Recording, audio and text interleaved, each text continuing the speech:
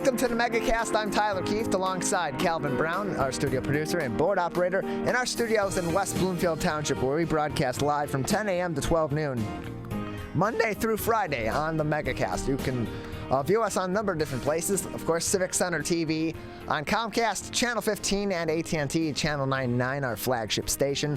And then also join us on Comcast 15 and AT&T 99 on Birmingham area municipal access in the Birmingham Bloomfield area, and in Southfield on City Cable 15 of Southfield. Join us on Comcast Channel 10 and AT&T Channel 99 in the Oakland County area, on Orion Neighborhood Television in the afternoons at 1 o'clock for a live-to-tape broadcast of our new shows, and 1 o'clock in the morning if you're up late and you're bored and you want to stay informed.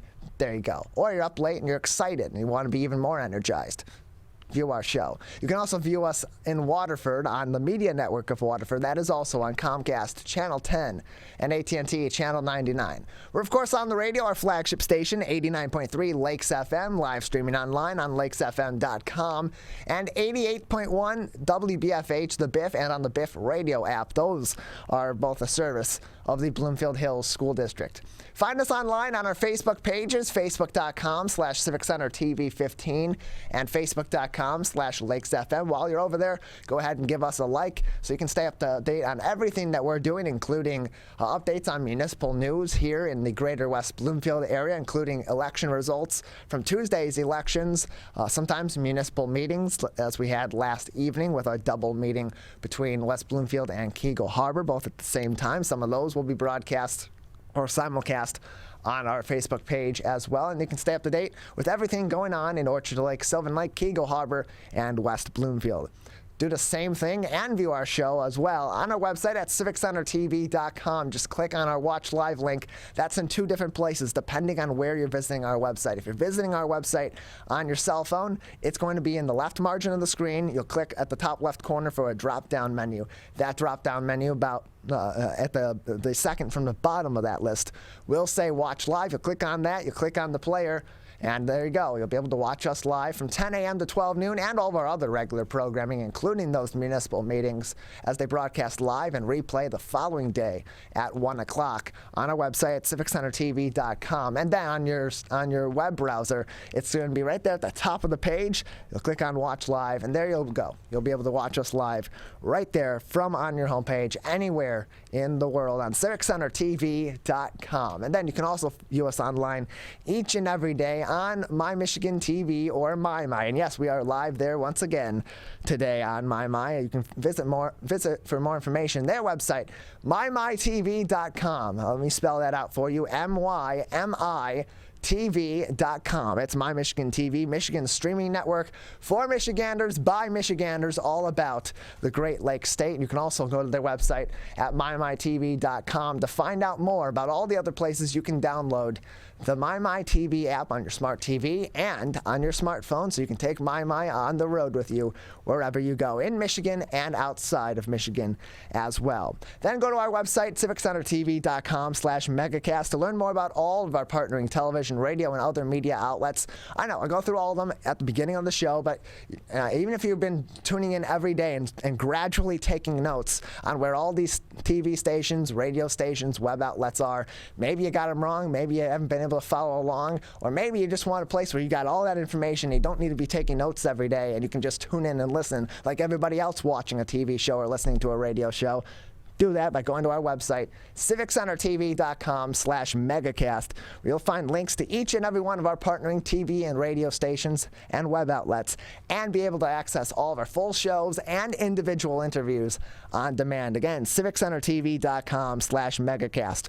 Right next door to that is our coronavirus page. It is just one above the Megacast page in the left margin of the screen on your mobile phone, and to the left of the Megacast button on your homepage on your web browser. There you'll find information from the Centers for Disease Control and Prevention, the State of Michigan's Health and Human Services Department, and the Oakland County Health Division about COVID-19, as well as helpful information from many of our municipalities here in Oakland County, so you can see how COVID-19 is affecting business in your hometown. Also on Civic Center TV's coronavirus page, we read articles from publications across the state of Michigan, here in Metro Detroit, in the Lansing area, Grand Rapids, up north, in the Upper Peninsula, to find all the most important stories for you here in Michigan each and every day about COVID-19 and more. And we post those articles, including links to the entire article, because most of these we are summarizing for length on our website at civiccentertv.com/coronavirus, so that you can stay informed each and every day. That includes, yesterday was Wednesday, and so the Michigan Department of Health and Human Services updates its COVID-19 numbers, and so do those at the Centers for Disease Control. So do those journalists over there at Bridge Michigan Magazine on their coronavirus tracker. Now, if you're over at our website following along right now, you're not going to see these articles. Don't at me. Don't at My Michigan TV. Don't at Civic Center TV. At WordPress. Something's up with that. Sometimes it loads. Sometimes it doesn't. We tried for a legitimate 25 minutes. We'll get those articles posted on our website shortly after today's show, sometime between 12 noon and 1 o'clock. Probably around 12:30. We will have those up on our website. But for now, we'll go through our top stories today. The coronavirus tracker. Average daily cases have climbed to nearly 5,000 and are on the rise in 29 Michigan counties. This from Bridge, Michigan. New COVID-19 cases are rising in the 29 most populous counties, including most of Metro Detroit, pushing the daily count to 9,764, or an average of 4,882 on Tuesday and Wednesday. After Michigan reported a decline in cases in late to mid-late October, they are now rising again with a 7-day average of 3,879, which is the highest it has been since April 23rd, when it was 3,989 cases. The rise comes as some of the worst hit counties in northern Michigan reported falling case counts. Still, 56 of the state's 83 counties, including the city of Detroit, are seeing rising case counts, according to Wednesday's report. For instance, Macomb County is averaging 40 cases per day per 100,000 residents, up from 29 a week ago. In Oakland County, that number has risen to 30 cases per 100,000, up from 23. Suburban Wayne County, excluding the city of Detroit, which is counted separately, is at 31 cases, up from 25 per 100,000 from last week. And the city of Detroit, now at 28 cases per day per 100,000 residents. That is up from 20 a week ago. Statewide, the average is 39 cases per 100,000 residents. The increase is reflected in a rising percentage of coronavirus tests coming back positive.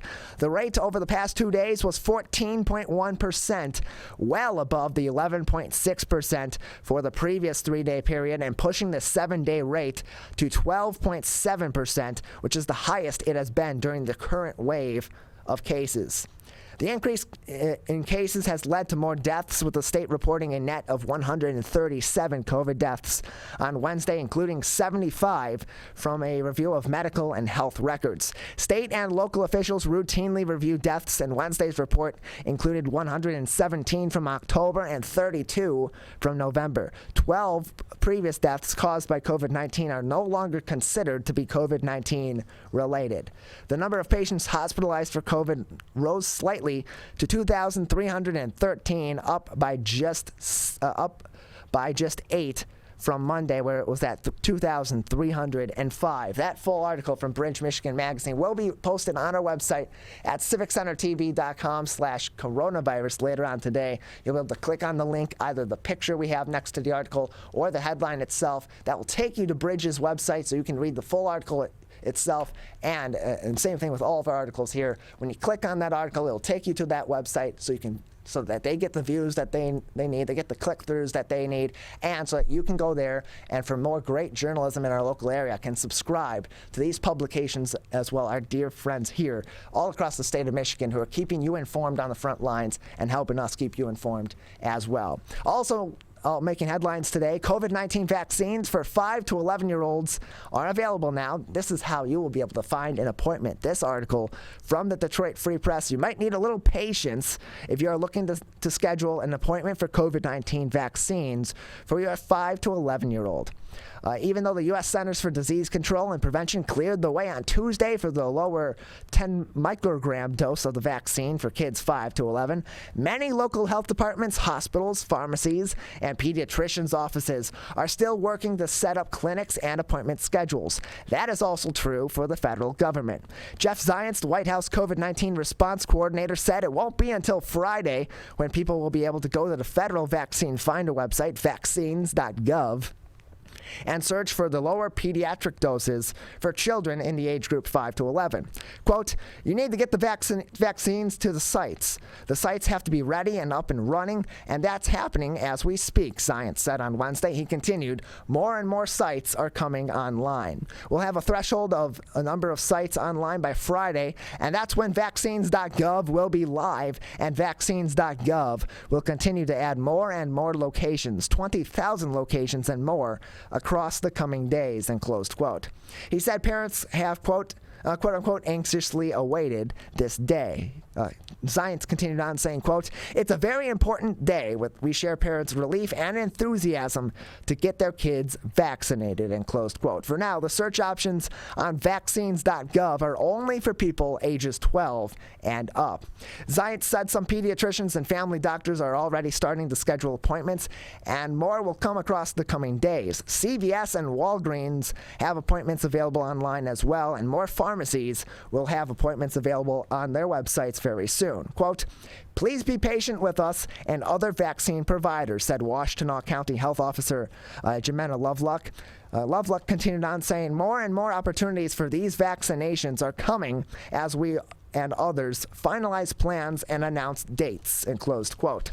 President Joe Biden said the vaccine effort for young children will ramp up quickly. Quote, as soon as next week, we'll have enough vaccine in enough places and parents will be able to schedule appointments to get their kids their first shot, said the president. Biden continued on, places parents know and trust, like their local pharmacies, their pediatricians, family doctors, and children's hospitals. Many of the vaccine sites will offer times on nights and weekends so parents can take their children to get vaccinated after work and after school. We've already been working with governors, mayors, and local school leaders to bring vaccines to schools. As of today, more than 6,000 school clinics have already planned in school districts across the country, and closed quote. But if you want an appointment now, you'll have to do a little bit of legwork and check many of the following places. These will be listed in this article, summarized on our website later on today on civiccentertv.com/coronavirus. However, we don't have in our summary all of those locations provided by this article by the Detroit Free Press in that summary. You're going to want to click through the link that we will provide on our website to go to this full article to find more places across the state of Michigan. Included, we do have CVS's website. We do have Beaumont Health's website, but you will have to register with their My Beaumont chart system in order to sign up and to get your test results. Vaccine clinics will be offered November 12th and 19th at Beaumont Hospital in Troy, and the 13th and the 20th of this month at the Beaumont Service Center in Southfield. Other places that will have information for will be Henry Ford Health System, the Wayne County Public Health Department, where you can find more information at waynecounty.com/COVID-19, the Oakland County Health Division at oaklandcountyvaccine.com, or by clicking on the Oakland County link on Civic Center TV's coronavirus page on our website, civiccentertv.com, and then scrolling down to Vaccine Hub, about midway down the page, about a third actually of the way down the page, dead center, Vaccine Hub. That will take you to Oakland County Vaccine.com. Ingham County will also have a link for that in this, as well as Kent County on the west side of the state. And then that full article from the Detroit Free Press will be on our website later on today by early afternoon. We will have this up there for you so that parents, you can get your kids signed up for vaccine appointments if they're in that 5 to 11 age group. Lastly, we'll be on our website on civiccentertv.com/coronavirus today. from down in the city of Detroit, some interesting news for those of you Grand Prix fans. We previously had reported on an article or talked about an article about the Detroit City Council considering moving the Detroit Grand Prix off of Belle Isle and back into city streets downtown. The Detroit Free Press reporting last evening that the Detroit Council has approved the Grand Prix's 2023 move from Belle Isle to downtown. The council voted unanimously to approve a contract with the organizers of the Detroit Grand Prix to move the race from Belle Isle to city streets downtown. The resolution comes about 6 weeks after officials with the Detroit Belle Isle Grand Prix Incorporated told the panel that they want to move the event off the Island Park and into the city's downtown. Under the Grand Prix's proposal, the race will be held on Detroit streets from 2023 through 2025. Next year, the June 3rd through 5th race will still be held on Belle Isle. Organizers of the event said that they want to have the 2023's racetrack on Jefferson and Atwater, essentially between Rivard and Bates, and have it run past the monument to Joe Louis. The track will be 1.7 miles shorter than Belle Isle's 2.3-mile circuit. The racetrack will include a dual pit lane and a U-turn at the Joe Louis Fist in the heart of downtown. The move means spectators could watch more than half of the race for free instead of having to pay to get into the Island Park, said Bud Denker, Grand Prix chairperson and president of the Penske Corporation. So far, the idea seems to be getting a warm reception. Last month, Detroit City Council President Brenda Jones hosted a meeting to discuss the concept with Denker. The race was initially held downtown from 1982 until 1991 before being moved to Belle Isle. Of course, there was that period where there was no Detroit Grand Prix before it returned in the mid-aughts. The Grand Prix races have attracted 95,000 fans to the summer celebration at least 7 times and a television audience of over 1 million viewers, according to the resolution.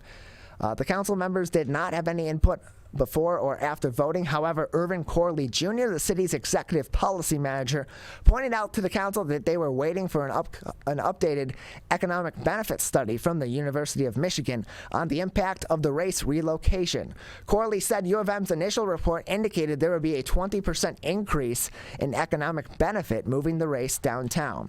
The contract states that the city will temporarily close all city streets, alleys, and sidewalks needed for the event and provide all permits and licenses needed to hold the Grand Prix. That full article will be posted on our website later on this afternoon, probably around 12:30 or 1 o'clock. civiccentertv.com/coronavirus. We have a very interesting show ahead of you today. Coming up next, Billy Wall-Winkle, the Assistant Curator with the Detroit Historical Society, and Dossin Museum will join me on the show at the bottom of the hour.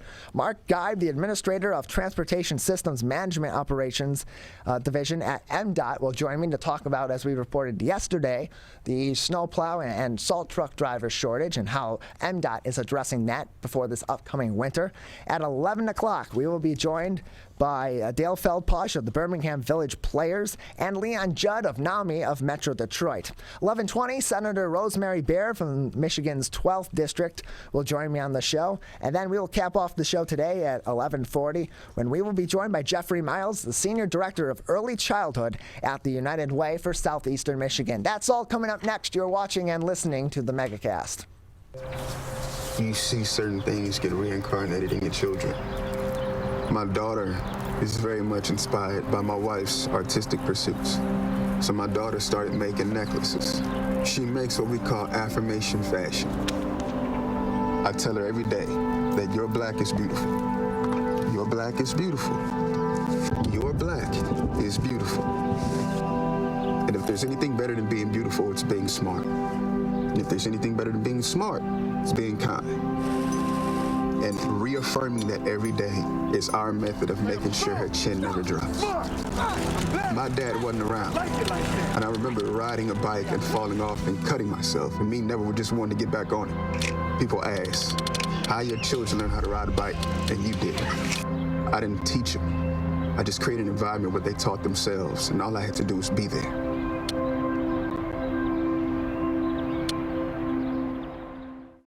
Whether you're the city, the county, or the Huron River Watershed Council. As partners working together to protect our water resources, we agree. Pet waste is the source of harmful bacteria in the Huron River. When it's left on the ground, it can wash into the storm drains. These lead directly to our streams. No filters, no treatment. Here's one thing we know that can help keep our water clean. Pick up pet waste and trash it. Pick up pet waste and trash it. So pick up pet waste and trash it. There's one water, and it's ours to protect. Who is struggling right now? I am. My son is. Many are struggling with anxiety, depression, and substance use. Before it becomes a crisis, reach out to MyCal, the Michigan Crisis and Access Line for free confidential support 24/7. Available in the Upper Peninsula and Oakland County. Just call or text 1-844-44-MyCal or chat online at michigan.gov/MyCal. A message from the Michigan Department of Health and Human Services. Welcome back to the Megacast. I'm Tyler Keefe, alongside our studio producer and board operator, Calvin Brown, with me in the studios, live from 10 a.m. to 12 noon, Monday through Friday on the Megacast. Joining us now is Billy Wall-Winkle. He is the Assistant Curator with the Detroit Historical Society and Dossin Museum, and he joins us now on the Megacast. Billy, thanks for being with us today. Happy to be here. Glad to have you with us. Me. So tell us a little bit about what's been going on lately over at the Detroit Historical Society. We are busy at the Detroit Historical Society. For those of you who don't know, we manage the Detroit Historical Museum and the Dossin Great Lakes Museum over on Belle Isle. And we are making sure that we have plenty of things for people to do this winter, people who finally have the ability to get out of their homes and kind of want to stretch their legs and want to do it somewhere warm. So we got plenty of programs going on at the Detroit Historical Museum and over on the island at the Dossin. So what are some of those programs that are ongoing or have been ongoing that have really been attracting people back? Some of the more interesting things that people can see down there that have garnered a lot of interest so far, and for those that haven't traveled down to the Detroit Historical Museum or the Dossin Museum lately, might be of great interest to them. Well, the thing, of course, museums are known for are exhibits, and we have plenty of new exhibits coming in and that have recently just been put in as well. We have our 1920s exhibit that just got put in. We have a brand new community gallery exhibition about the National Organization of Minority Architects, which is celebrating its 50th anniversary here in its hometown in Detroit. We are making sure that our spaces are open for as many people to experience Detroit history in as many ways as we can. So we have a Hudson's Holiday exhibition coming up. We have a ship models exhibition coming up to tell the history of Great Lakes shipping and Great Lakes vessels over at the Dossin. And we have other community partnerships such as like the Mint Artist Guild and other folks coming in as well. We're joined by Billy Wall-Winkle, Assistant Curator with the Detroit Historical Society and Dossin Museum, joining us on the Megacast. And you also have some very interesting events coming up very soon on November 10th. From 6 o'clock to 8 o'clock, you'll be holding your 22nd Annual Lost Mariners Remembrance event. Tell us a little bit about that event, what people will learn from going there, and what goes into that event and who we are celebrating. Yeah, so Lost Mariners commemorates and remembers the countless men and women who have passed away, who have given their lives on serving us on the Great Lakes. The Great Lakes shipping has a very, very long history. We are, in many ways, reliant upon the men and women who sail on the Great Lakes to deliver us goods, take us places, help us out. And this shows our appreciation for them. The Lost Mariners Remembrance began on the 25th anniversary of the sinking of the M.M. Fitzgerald, which sank in 1975 following near hurricane force winds in Lake Superior.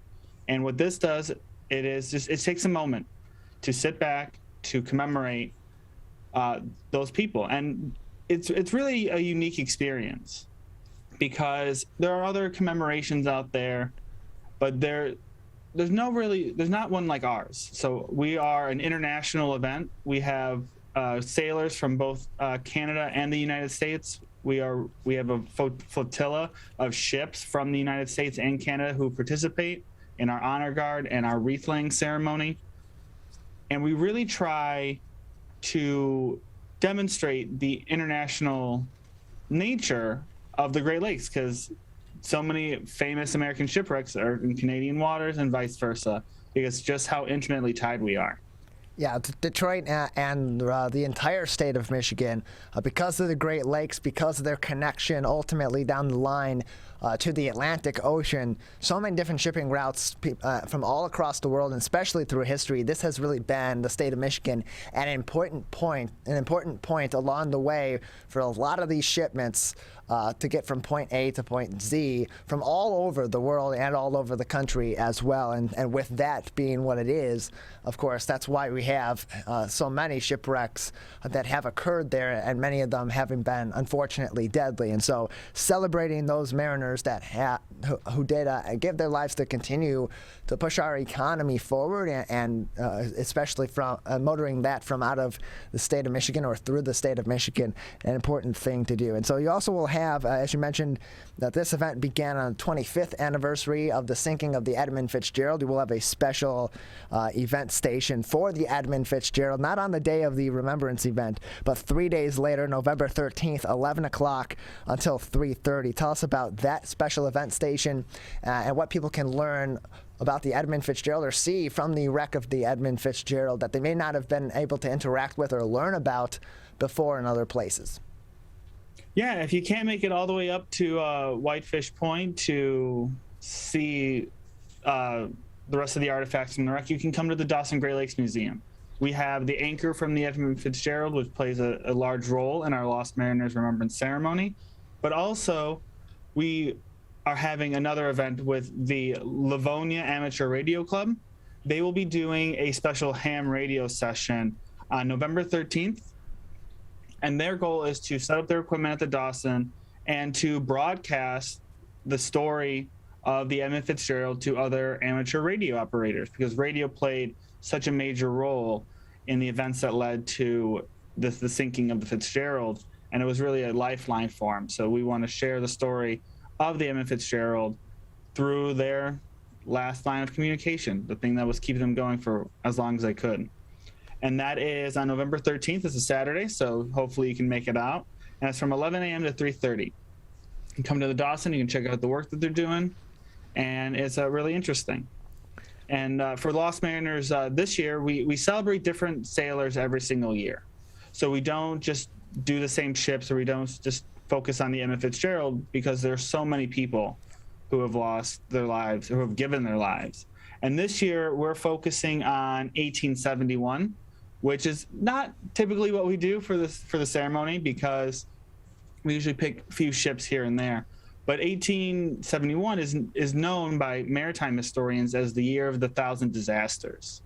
So there was over 1,100 disasters, and that's everything from running aground to shoaling to fires to collisions in that 1 year alone. There was over 134 sailors who lost their lives in that year, and that this year also marks kind of starting a change in who's sailing on the Great Lakes, because in that loss of life we have female sailors, we have black sailors, and we want to demonstrate that what we envision usually of safety on the Great Lakes today isn't always the case. So this year was particularly bad, and we want to remember those 134 who lost their lives.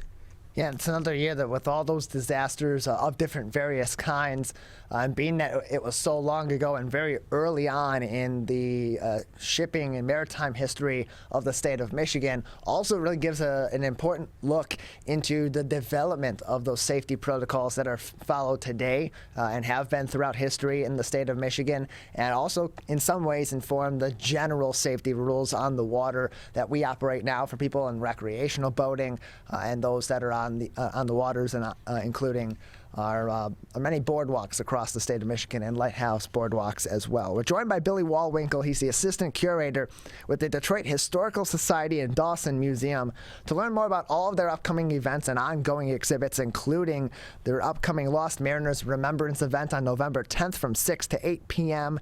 and their Edmund Fitzgerald Special Event Station on Saturday, November 13th from 11 a.m. until 3:30 p.m. You can go to their website at DetroitHistorical.org. Again, that is DetroitHistorical.org. You can find them on social media in places like Twitter at DHS Detroit. And so, Billy, we're still in the middle of the pandemic. Things not as bad and as severe in some ways, and in other ways still as bad as a year ago. But more in-person events are happening. People are able to come back to the museums. But are you still holding some virtual events or some virtual programming for those that may not be comfortable going back into these situations just yet? And if so, what are some of those that are available or will be available soon? Yeah, of course. I feel you. My wife's a high school teacher, so we gotta play it safe here and there, especially. So we are taking that into account when it comes to Lost Mariners. It will be available online. We're working through to make sure Wi-Fi on the Canadian border works just fine. Sometimes it gets a little bit dicey, but it'll be streamed just like it was last year. And also, we're making sure our Third Thursdays are available online. This next one with Peter Werby and Harvey Oshinsky of the Fifth Estate will be online. Additionally, for those of you who are comfortable with coming in, we have some really great in-person events. Not only are we going to be in person again for the Thanksgiving Day Parade, which you can come celebrate at the Detroit Historical Museum, but we also have an awesome event called the Holiday Ale Trail, where we're going to bring different brewers in to the museum in order to celebrate Detroit and Michigan beer, because we were fortunate enough to have this amazing beer exhibit, which we've gotten to extend again due to great response, and also more people get to come out of their houses now. So we want to make sure as many people can see it as they can. But we're working on making sure we have virtual programming to go along with our exhibitions that people won't be able to see. We're joined by Billy Wall-Winkle. He's the Assistant Curator at the Detroit Historical Society and Dossin Museum. Learn more information on their website at DetroitHistorical.org. And then a couple more minutes with you, Billy, before we'll say goodbye today. You do have another really interesting exhibition that's happening now through January 9th of 2022. It's a new community gallery exhibition presenting 50 years of history of the National Organization of Minority Architects, or NOMA, highlighting some of the black and other minority architects in the state of Michigan and in the Detroit area as well, and the impact that they've had on the development of Michigan's architectural identity. Tell us a little bit about this 50 Years of NOMA exhibition that's being held right now through the Historical Society. Of course. NOMA, the National Organization of Minority Architects, was born here in Detroit in 1971. It was born at an American Institute of Architects conference, and they want to celebrate their 50th anniversary in their hometown. It was founded by a group of minority architects who some met for the very first time at that conference, and they wanted to create a group to represent their views, their expectations, and what they saw as necessary for their advancement in the field. Members of NOMA have done great work across the city of Detroit. They've done work in Techtown, they've done work in Jefferson Chalmers, and this really just highlights not only Detroit and Michigan architects, but also architects from across the country. And this is one of my favorite things about our museum is our community gallery. Our community gallery is not curated by the Detroit Historical Society staff. We bring people in to share their stories. Our mission at the museum is to tell Detroit stories and why they matter, but we're not arrogant enough to believe that we're the only ones who get to tell those stories. So we want people to come into our space, put their stories on our walls, and make it so as many people can see it and learn about it as possible. Billy, anything else that would be interesting for us to keep an eye out for at the Historical Society coming up, or other information that we haven't spoken about today? Yeah, it's speaking of birthdays, it's our birthday year. Oh. We're celebrating our 100th anniversary this year. We were founded in 1921, and we're really looking forward to the next 100 years. Our curator emeritus, Joel Stone, has put together an awesome book about the Detroit Historical Society and the history of our work over the past 100 years. And definitely keep a lookout for that book coming out. Well, we will absolutely keep an eye out for that, and keep an eye out for more ways we can celebrate 100 years of the Detroit Historical Society. Billy, thank you for joining us today. My pleasure. Thanks for having me. Appreciate it. You can learn more information about the Historical Society and all their ongoing exhibits and events and upcoming exhibits and events by visiting their website at DetroitHistorical.org. We're going to take a quick break. On the other side, we are quickly approaching the winter season. With winter season comes snow, and with snow comes the need to clear our roads of snow and ice. But we're anticipating a shortage of snowplow drivers and salt truck drivers. We will coming up next, we'll speak with Mark Geib, the Administrator of Transportation Systems Management Operations at the Michigan Department of Transportation, or M.D.O.T, about how M.D.O.T and other partnering agencies across the state of Michigan are working together in order to combat that shortage and make sure that we are able to safely clear our roads and keep our economy moving during this upcoming winter season. That's coming up next. You're watching and listening to the Megacast. I couldn't breathe at all. There was lots of talk about putting me on a ventilator. I thought I was gonna die. I was 39 weeks pregnant and had a scheduled C-section. During that time, I got COVID and was hospitalized for a month. I had a blood clot in my lungs. It caused me to go into right-sided heart failure. I was really scared. I kept texting my husband and my mom, telling them how scared I was, and I was worried that he was gonna grow up without a mom. And then I was worried if, when I did get home, that he wouldn't know who I was. You know, being 27 and a mom and a wife and having that all almost taken away from me. It's scary, and if a vaccine can prevent that from happening, why not? Get your vaccine. I don't want this to happen to anybody else. Motorcyclists are hard to see. To keep everyone safer, it's important to always look for them and know where most crashes occur. 84% of motorcycle and vehicle crashes happen on streets, not highways. And most crashes with motorcyclists occur when vehicle drivers are turning left. So before turning, especially to the left, make sure you look for motorcyclists. Then look again. It could save a life.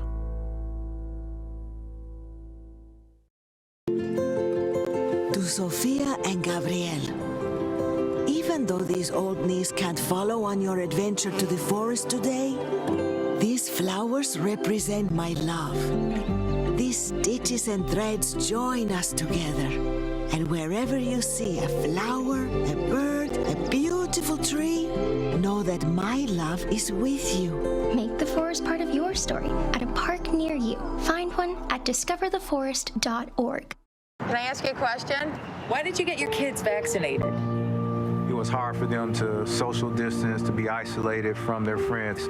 I want them to get back to school and sports games. So as a pediatrician, I recommend the vaccine to everyone I know. The boys lost a former teammate and classmate who was only 20 years old. It's been a devastating year. We want to get back to normalcy. Our daughter is really looking forward to being with her friends, being a kid. It's the Great Lakes water. And so what people do ends up in our waterways. Flushable wipes are just evil. They should be thrown away. They're impossible to destroy, and they can cause significant problems. One of the main things when you're cooking is to not dump fats, oils, and greases down your drains. They stick to the sides of pipes. They stick to everything they come in contact with. Don't put it down the sink. There's one water, and it's ours to protect.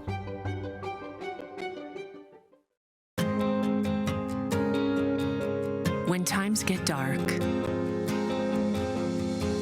we can't see the help that's all around us.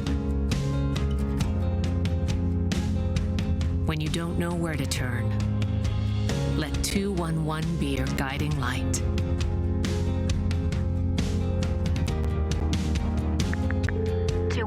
How can I help you? Our guides are ready to connect you with the help you need.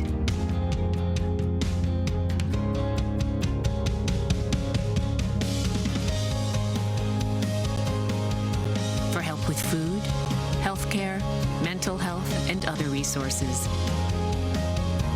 Call 211 or visit 211.org. 211. Get connected, get help.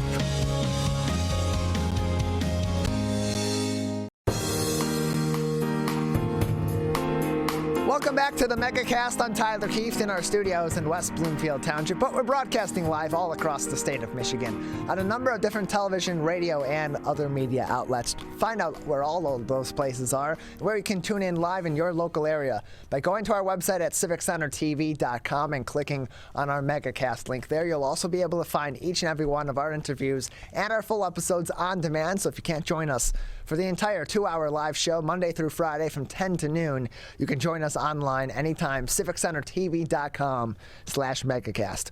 With us now is Mark Geib. He is the Administrator of Transportation Systems Management Operations Division at the Michigan Department of Transportation, and he's with us now on the Megacast. Mark, thanks for being with us.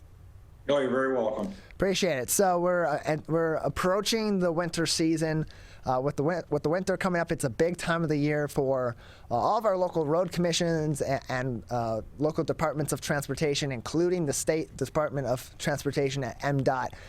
Take us through some of the typical ways that M.D.O.T. is preparing for a typical winter, and how those have changed this year because of the circumstances that are a result of the ongoing pandemic.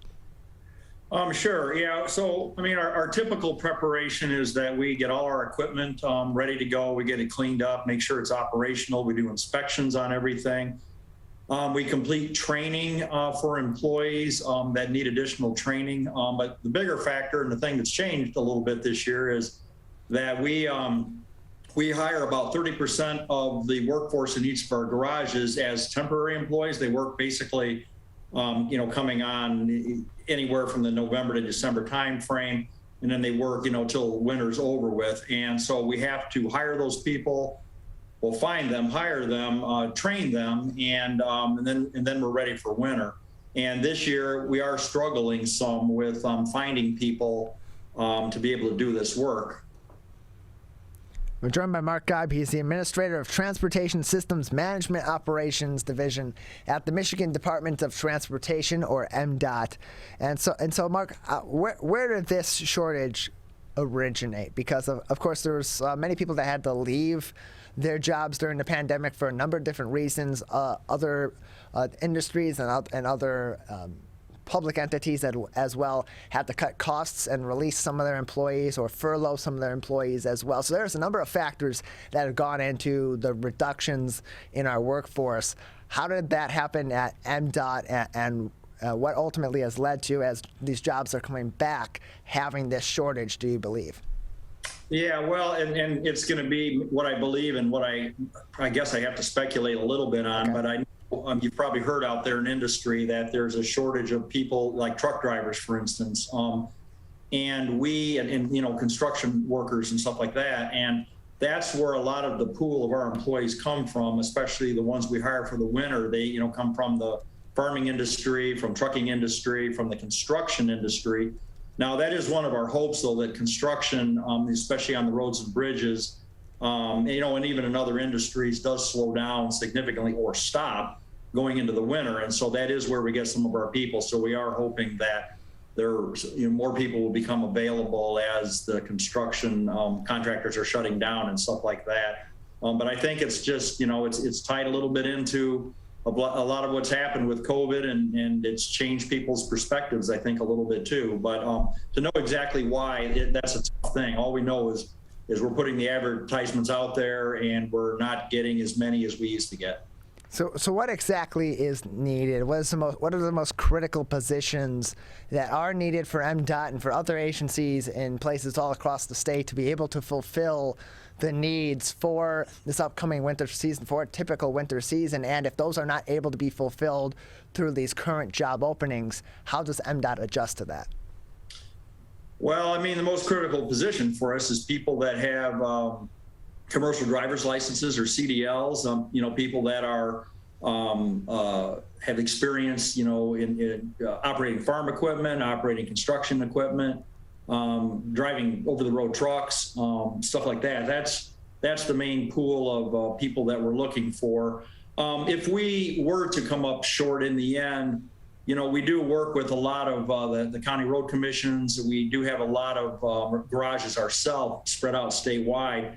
And so, you know, Michigan winters most of the time are hitting certain areas harder than they're hitting other areas. So if we get into difficult situations down the road, we'll try to just partner with some of our, you know, adjacent service providers and do what we need to do. But we also have the ability to tap some of our other employees that have the capability of operating vehicles. So if push comes to shove, you know, we'll do what we have to do to get the roads done. So overall, we're pretty confident that we're going to be on top of anything that winter can throw at us this year. We're joined by Mark Geib. He is the administrator of the Transportation Systems Management Operations Division at M.D.O.T, the Michigan Department of Transportation. And so, Mark, are there these opportunities that are available, mostly full-time, mostly part-time, a little bit of both? And where across the state are these opportunities for people that may be interested in this kind of work and have the qualifications that they need to fulfill these jobs?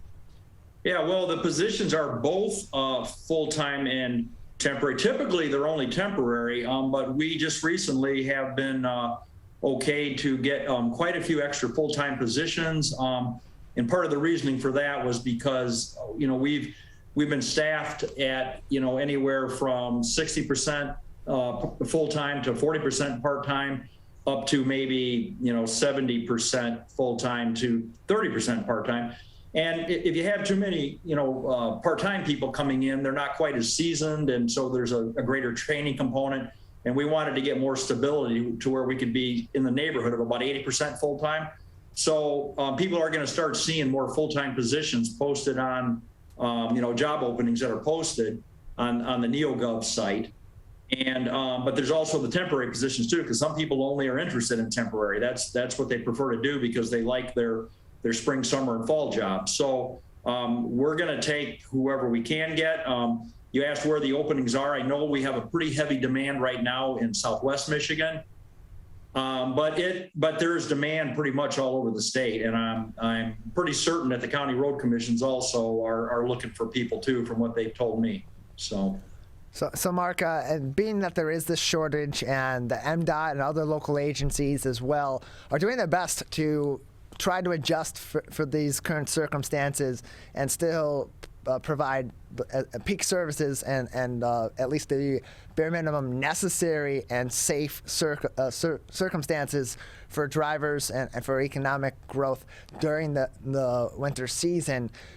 That just hearing this shortage is there in place, I'm certain it will be a concern to some people immediately that just seeing the headline or just seeing that information out there. Should residents across the state of Michigan be concerned about the ability for their roads locally to be and statewide to be cleared in a proficient manner as normal during this winter season? Or as M.D.O.T and these local agencies, is there a plan already to be able to still fulfill those minimum needs and those safety requirements for our roads this winter?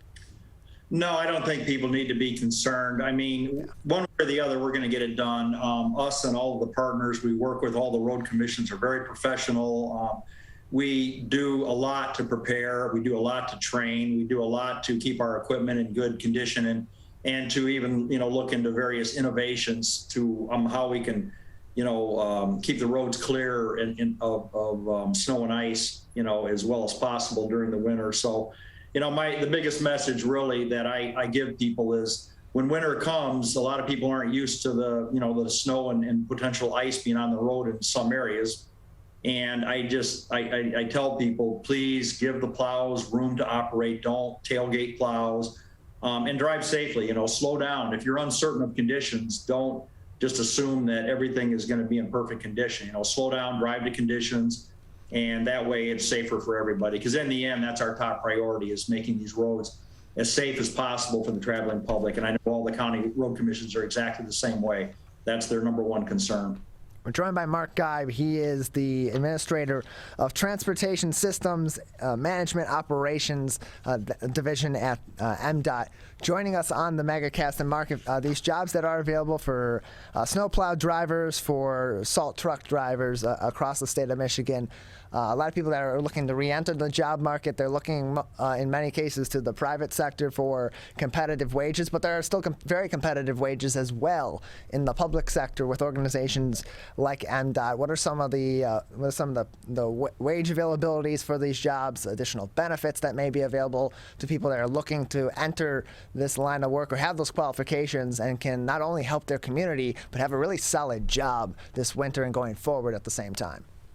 Yeah, well, the benefits, I mean, from my perspective, are many. First is just the job gratification, and I've heard that from a lot of our employees of what it is they're doing. When you're out there clearing the roads, keeping them safer for the public, for your own family and friends, that's a neat thing, and then you earn a good living from that. I mean, most of our wage scales vary from around, $20 to the mid $20 per hour, and they can go higher also. So, it's pretty solid compensation. And then in the winter, there's overtime, so they can earn additional money when there's overtime. And then the benefits range from holiday days to vacation days to good health care, dental insurance, and so it's the package overall is really good, especially for people with families, but even people that are single and don't have families. I mean, it's a pretty comprehensive package, and it's if you do a good job and you work hard, it's good job security also. So a lot of benefits, in my opinion. We're joined by Mark Geib from the Michigan Department of Transportation, joining us on the Megacast to talk about the anticipated snowplow and salt truck driver shortage for this upcoming winter across the state of Michigan. Jobs are available, Mark. If people are interested in these jobs, they're qualified for them, they're looking to apply, where can they go to find more information and fill out job applications to potentially fill these jobs? Yeah, the website is called NeoGov, that's NeoGov.com. And if you just put that in your Google search, either on your iPhone or on your computer, it'll pop up. And there you can apply for any M.D.O.T jobs. You can also apply for any other jobs that any other state department may have, because I believe there's 19 other departments in the state of Michigan, varying from corrections to state police to the Department of Natural Resources, education, et cetera. So you go to that site and you can literally put in the site, okay, obviously your name and your resume or your qualifications, but you can put what areas of the state you're interested in working in, what types of jobs you're looking for, and then all the active job current postings are all in there also. So you can get notifications sent to you if you don't want to watch it all the time, but if you want to pay close attention to it and at least log on 2 or 3 times a week, all the active open positions are there. I'm joined by Mark Geib. He is the Administrator of the Transportation Systems Management Operations Division at the Michigan Department of Transportation. Again, neogov.com if you are interested in filling some of those jobs that are open with M.D.O.T and other agencies for this upcoming winter season as they work to adjust to the anticipated snowplow and salt truck driver shortage for this upcoming winter season. Mark, we appreciate your time. Thank you for talking to us about this and giving the public some more insight on the shortage and the ways that it may affect operations, but ultimately not detract from the typical service of M.D.O.T and other road agencies this winter. Yeah, you're welcome. Appreciate Happy to do. Again, that website for these job openings, neogov.com. We're going to take a quick break. On the other side, we'll be joined by Dale Feldposh of the Birmingham Village Players and Leon Judd of NAMI of Metro Detroit to talk about an upcoming production of the Birmingham Village Players that is also focusing on raising awareness for mental health treatment and prevention of teen suicide. That is coming up next. You're watching and listening to the Megacast, including on your radio homes for the show 89.3 WBLD Orchard Lake and 88.1 WBFH Bloomfield Hills. The Megacast returns after this. We may come from different organizations, but we work together to protect the Huron River for everyone. Neighborhood storm drains carry water directly to local creeks and streams. No filters, no treatment. Storm drains also help reduce street flooding when it rains. So clearing storm drains and the areas nearby of trash and leaves helps keep them for rain only. It is easy to do your part by adopting a storm drain. Find a storm drain, check it, and clear it every month. So keep storm drains for rain only. There's one water, and it's ours to protect. We as Michiganders feel connected to this resource in a way that I think is really powerful. Conservation starts with a caring, committed community. For me, it's peaceful to have a relationship with the river. Every single one of us has a role to make sure that those waterways stay safe and healthy, being careful about what goes down the storm drain. Just even eliminating some of your single-use plastic makes a difference. There's one water, and it's ours to protect. People are getting out to walk and bike in higher numbers. More vulnerable road users and higher speed traffic can be a dangerous combination. Crash severity has increased, so if you're driving, be sure to slow down and look for people. There's no need to speed. If you're biking, ride with traffic. If you're walking, avoid stepping into the road if possible. If you have to walk in the street, walk facing traffic. Learn more at walkbikedrivesafe.org. When times get dark, we can't see the help that's all around us. When you don't know where to turn, let 211 be your guiding light.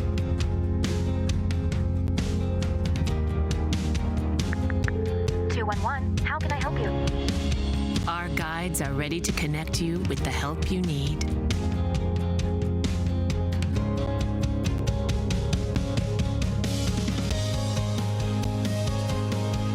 For help with food, healthcare, mental health, and other resources,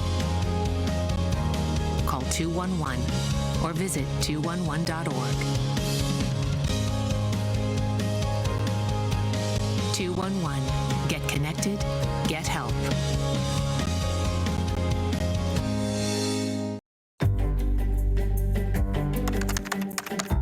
Parents do a lot of worrying.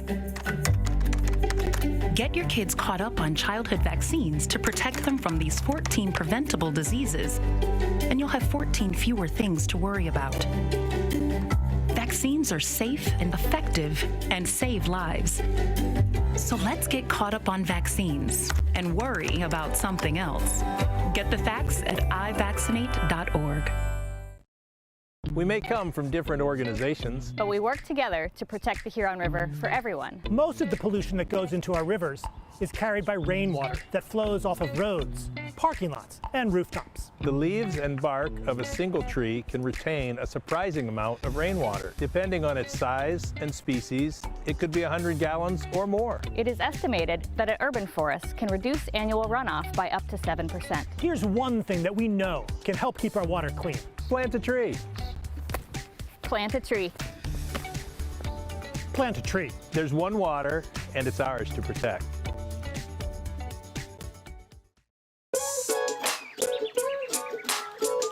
One of the things you can look for in your friends is a change in behavior. These can be big changes, they can be small changes in mood, physical appearance. They may be sleeping less or sleeping more, drinking more, or their eating patterns may be different. One big change that can be pretty obvious is change in motivation. Do they no longer want to play basketball? Do they no longer want to play video games?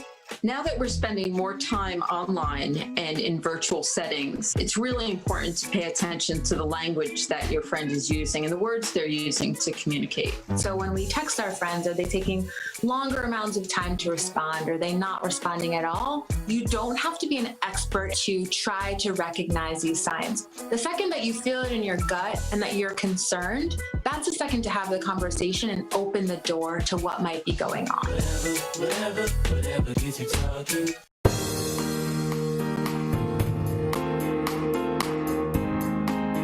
Joining us now are a couple of people.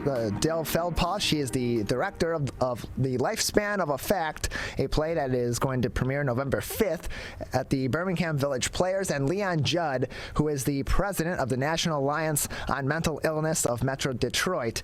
Joining us to talk about The Lifespan of a Fact, which is a comedy that is coming up that is talking about a very serious topic and raising awareness for a very serious topic as well. And so Dale, Leon, thanks for being with us today.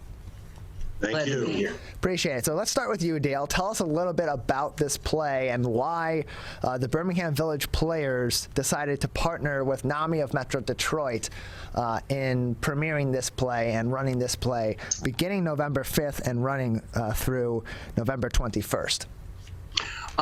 Well, this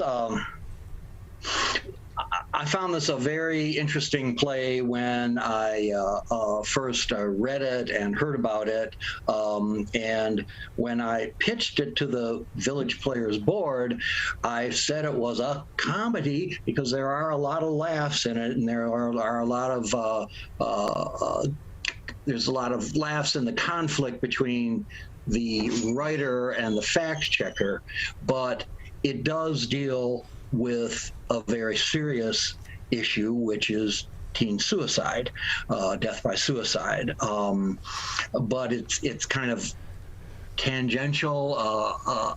An distinguished essayist has written an article, though he would call it an essay. It's very particular on that point, describing, chronicling a young man who, and this is a true story, jumped off the tower of the Stratosphere Hotel in Las Vegas, which is 1,149 feet high.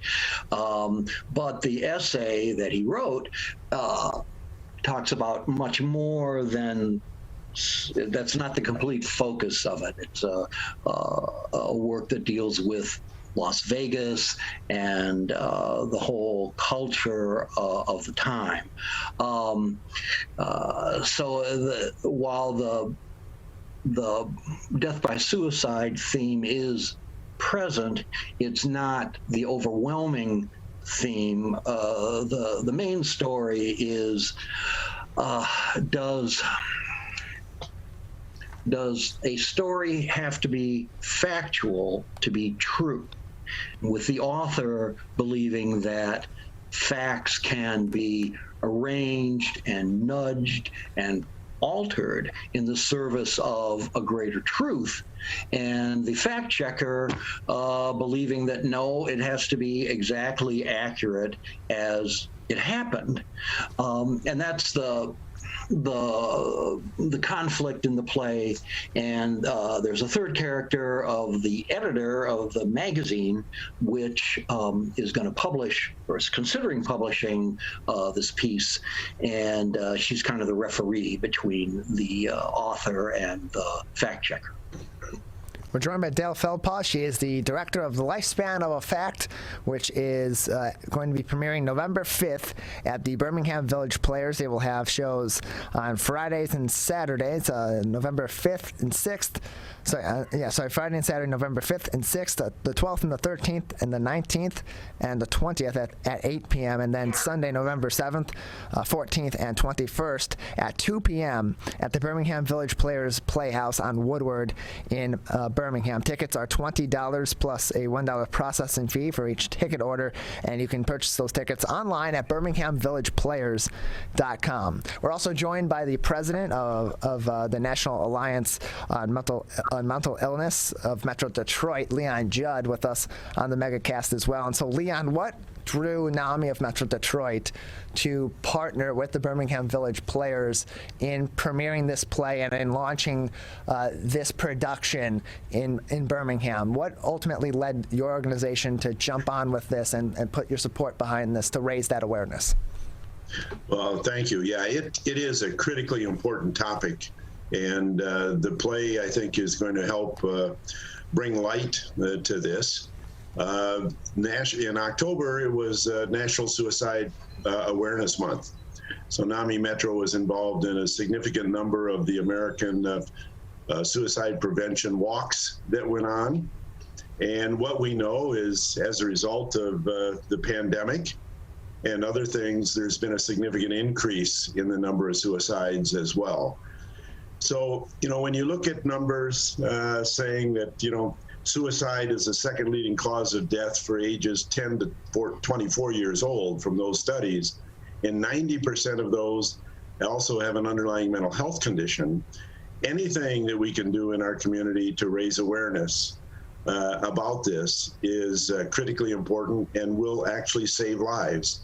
So our mission obviously is to improve the quality of life for family members as well as individuals who deal with a mental health condition, because suicide could be, death by suicide could be one of the ultimate factors that is there. So we're pleased to be involved with this play.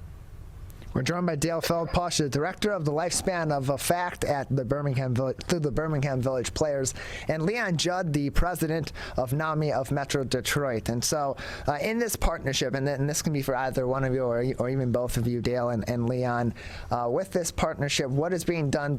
Obviously, the play is going to be drawing some attention to teen suicide, and ultimately will be sparking those conversations within the cast, within the crew, and certainly within the audience from viewing the play and from being part of that experience. But what else is being done through this production to raise that awareness and raise funding even for the programs through the National Alliance on Mental Illness and other organizations that are helping to prevent teen suicides? Let's start with you. Well, I know that we're having lobby displays for NAMI, and we're just hoping to raise awareness. Leon, you may know more. I'm not sure. I haven't directly been involved. I'm going to give a shout out to Chris Kelly, our publicity person who has put this all together, and she could probably answer that better than I. I've just been focused on getting the thing up on stage. But I know that we're going to have a display, and I believe we're accepting donations. If we're not, I definitely want to make one my personal self, because this is an important, very important issue, and people that we know very closely have been touched by it.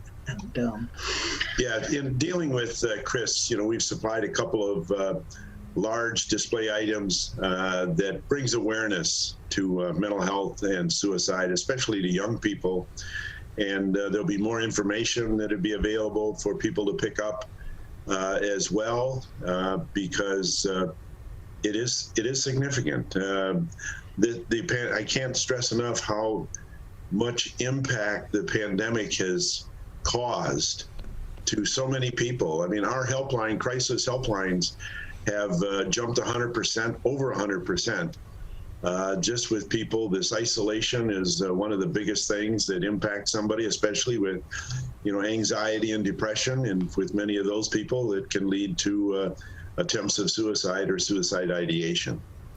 And so Leon, as this pandemic has gone on, we're 20 plus months into that. We know the impact that it's had generally across the board on people's mental health, but particularly for teens, being that they've experienced that isolation of the pandemic as well. They were their regular lives and their developmental lives were disrupted by being out of school and out of those social situations. And of course, it can be, I'm sure it was a very confusing situation for them as well, not entirely understanding the magnitude in some cases of what we were going through worldwide. How much of an impact did that have on the need for NAMI's services to be available to people, and the need for more awareness of those services and other mental health services in our communities?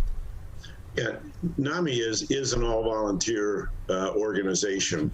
And it's everything is peer run, so it's family members who have a loved one with a mental illness that are involved, and it's individuals themselves who are dealing with a mental illness who are in recovery. So what it's done is all of the crisis calls that we're getting, if we can't get them referred out to specific services that are provided in the community, we have like 10 family support groups in the Tri-County area. We have 6 support groups for individuals who are struggling with a mental health condition themselves. We also have education programs that we have for families that have just exploded for people who have a loved one with a mental illness and are trying to learn more, trying to learn what it is that they can do to help them. Because quite honestly, suicide ideation comes up in many of those crisis calls that we get. We're joined by Dale. One point in the play. I'm sorry to interrupt, but in the play and in John DeGatta's original essay, it talks about Las Vegas in particular having a very poor suicide hotline program, and I'm sure there are other communities that could be bolstered by NAMI and their efforts in trying to help people that are in crisis. We're joined by Dale Feldposh. He's the director of the Lifespan of a Fact at the Birmingham Village Players. Learn more information on their showtimes and purchase tickets on their website at birminghamvillageplayers.com. You can also get more information and purchase tickets by calling 248-644-2075. That is 248-644-2075. And Dale, in terms of the conversations within the cast and the crew, how have those been sparked by participating in this play? Have you had those kinds of discussions openly in the forum with your cast and your crew? Because rehearsing for this play, preparing for this play, it's as much as it is a comedy, the subject matter is emotionally taxing, and especially with what we're going through, I would imagine those conversations were pretty easy to spark, or at least pretty easy to have be sparked by going through this experience. Yeah, the cast has they've done marvelous work and really have committed very strongly to this. But we have, had some very meaningful discussions about the impact of this.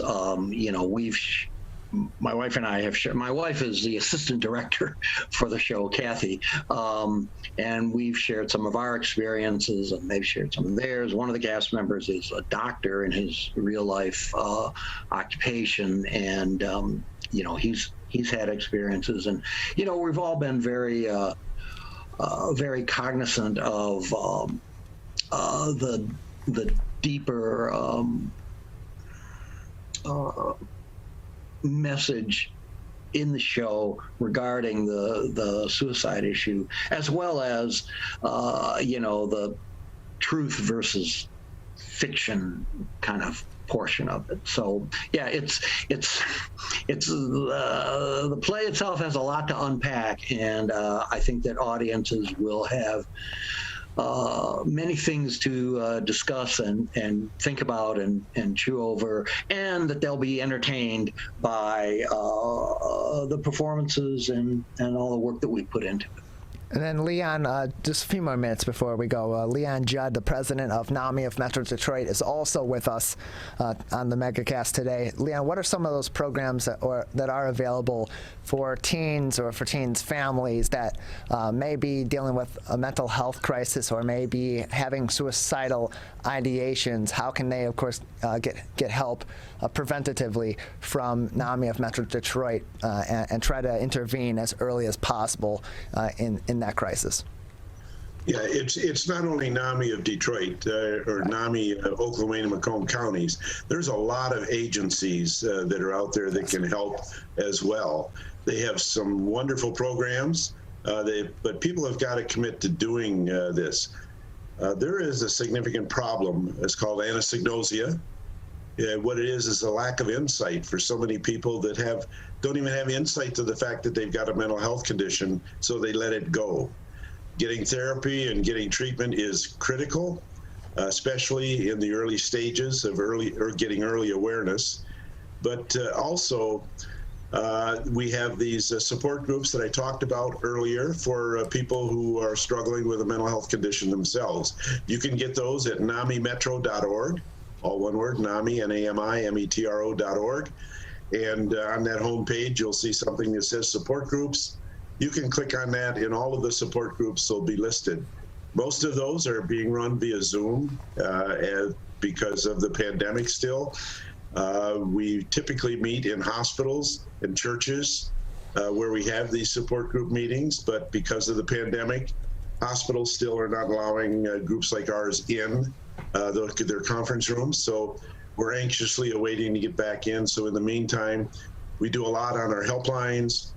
for support in getting people directed to the right kinds of services, as well as our Zoom meetings that we have.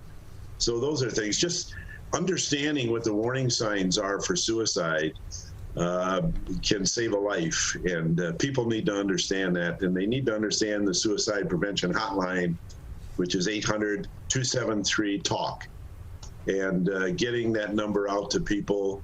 These are non-judgmental people that'll be answering the phone and can help people get through what could be a troubling time. Well, Dale, Leon, we appreciate your time. Thank you for joining us today to talk about this upcoming play, Lifespan of Effect, at Birmingham Village Players, running November 5th through the 21st on a number of different dates and times. You can find more information on birminghamvillageplayers.org and learn more about NAMI of Metro Detroit at namimetro.org. And appreciate you two coming on to talk about this and to bring awareness to the campaign for bringing a greater awareness to teen suicide and hopefully preventing many more in the future. Hey, thank you very much. Today, it is easier than ever to join Michigan's Organ Donor Registry and help build a bridge of hope for organ, tissue, and eye donation. Just one person can potentially save or help improve the lives of up to 75 people. By joining, your legacy could be the gift of life. Sign up today at michigan.gov/SOS or at any of the more than 145 Secretary of State self-service stations located across Michigan. Be part of Michigan's Bridge of Hope by adding your name to the Organ Donor Registry.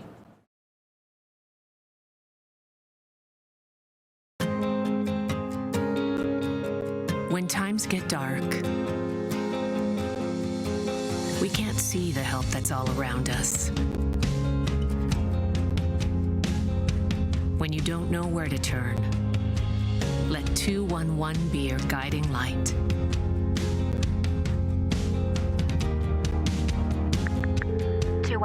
How can I help you? Our guides are ready to connect you with the help you need.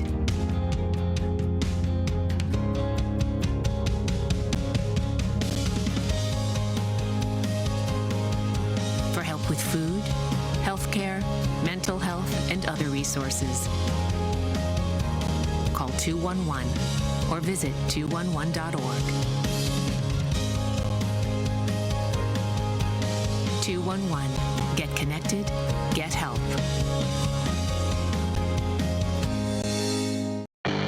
How does marijuana affect the teen brain? Our brains are still developing into our 20s. With regular use, marijuana can affect teen brain development. It can affect our brain's circuitry and blood flow and impair thinking, learning, and memory function, which could hold us back from reaching our potential. Don't let marijuana mess with your brain. Get the facts at michigan.gov/drug-free. Whether you're the city, the county, or the Huron River Watershed Council, we work together to protect water resources for everyone. Most of the pollution entering our rivers is carried by rainwater that runs off roads, parking lots, and rooftops. A rain garden helps catch stormwater runoff. Rain gardens and their plants help dirty runoff soak into the ground. You can do your part to help keep our water clean. Learn about rain gardens and native plants. So consider a rain garden in your home landscaping. Catch the runoff with a rain garden. There's one water, and it's ours to protect.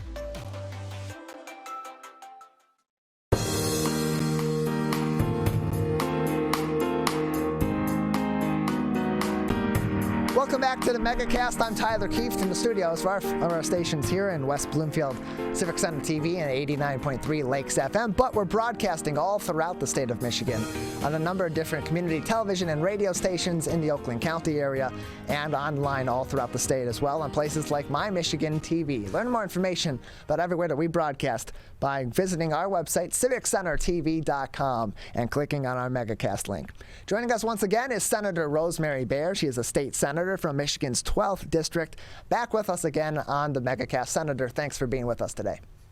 Thanks for having me. Appreciate that. Nice to see you, Tyler. Yeah, good to see you as well. So we had a number of elections across the country earlier on this week, kind of a midterm for the midterms coming up, so to speak. We're a year into the Biden administration, the Democratic Party having a big surge in 2020 and taking over positions all across the country on the state level, on local levels, and certainly at the federal level as well. Yesterday, some very key Republican victories, particularly in the state of Virginia, where GOP candidates virtually swept statewide elections inside the Democratic Party in the state of Michigan. Any concerns right now that Tuesday's elections this week might be an early referendum on what may be to come in 2022 from Republican counterparts in the state of Michigan?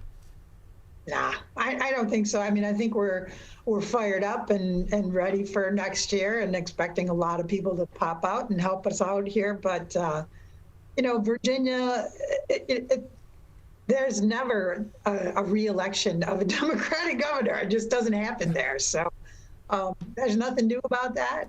It's amazing that it was as close as it was, really, when you think about it historically. So I'm very disappointed, of course, and we think it's not good for Virginia to end up the way they ended up, but the people voted and the people get what they voted for. Yeah, the voters are ultimately going to decide, and Virginia, one of those states out east that commonly does not reelect governors, particularly from the Democratic Party after their first term. We also know that's been very common in places like New Jersey, who in this case, outside of the norm, did however, reelect their Democratic governor as well. On state issues here, the budget was recently passed in October. Any feedback so far from constituents or any feedback so far as those dollars begin to eventually be allocated for next year across the board from constituents from other organizations such as our schools and so on across the state on that budget and the way that it's going to be helpful to Michiganders in 2022?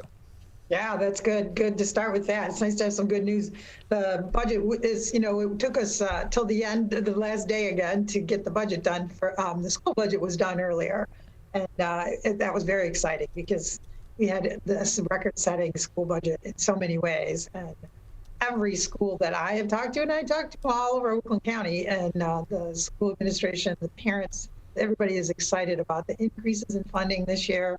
The fact that all the schools are now at the same level of foundational funding from the state, which is a big deal for us to get there, help us to move closer and closer to equitable funding, but a big boost for everybody. So really positive stuff there. I got to work on that. I also got to work on the child care situation, which is pretty critical for Michigan. It's actually critical around the country right now. There is simply not enough child care available. There's not enough child care workers. And people are not able to go back to work oftentimes because of childcare. So we put a big boost into the childcare system in multiple ways. One is making it easier for low-income families to get free or mostly subsidized childcare. So if your income, depending on your family size, under $45,000, there's a good chance you won't pay anything for childcare, which is amazing. And then we worked with the provider network. And in fact, right now, so we have a number of improvements for the providers themselves to make sure that they can stay in business and expand even. There are non-competitive grants available for child care providers. So there's a message to anyone listening. Get those grants. If you are a child care provider, $3,500 to $9,000 per agency, not competitive based on the size and the people served. So we posted it on our Facebook page, on the Senator Bayer Facebook page, on how to apply. Just go get it. Go get the money. We're really excited about some of the positive things in that budget. Yeah, that grant money going to be critical for our child care industry across the state of Michigan. It's been a real sticking point during this pandemic for so many people in the workforce. It's a reason why people have not returned to the workforce, why people have left the workforce. It's been a big factor in people's decisions whether or not to accept jobs that they have applied for, what kind of availabilities are there locally or on site for these jobs. And so having those grants be available, more people can potentially get into this industry, and those that are in this industry and are established will have those funds to be able to continue their services at the very least, or at best expand. Yeah, there was their even services a as well. even a $2 an hour increase for direct care workers in childcare. So big difference for people. And we had stories from a lot of people who were not going back to jobs that paid, $13 an hour, $14 an hour because their cost of childcare was $16. And it's a pretty direct formula. When you're paying more for a sitter than you earn while your child is being cared for, you're just not going to be able to do it. Nobody wants to go backwards. I think a lot of people realize that coming through the pandemic time, coming out and going, it actually was working out pretty good when I stayed home. So maybe I'll stay home. So, yeah. So I think that's going to be important for our whole economic system in Michigan. Yeah, it will, and it'll be huge for those in that industry as well, and for parents looking to provide adequate child care and exceptional child care across the state of Michigan and be able to get back into the workforce as well to continue to support their families. We're joined by Senator Rosemary Bayer from Michigan's 12th Senatorial District, joining us on the Megacast. And Senator, on October 10th, you introduced a bill that you sponsored called the Excellence in Education bill that would forgive student loans for teachers in low-income school districts. Tell us a little bit about that legislation that you sponsored and where in the process is that at? Well, it's sitting there hoping for a hearing is where it is in the process. But as we more and more are impacted by loss of teachers, I was going to say a lack, but we had 40% increase in teacher retirements last year. I mean, anybody who could retire did. Didn't necessarily want to deal with learning the technology pieces involved in how to teach online and all the other things that happened during COVID.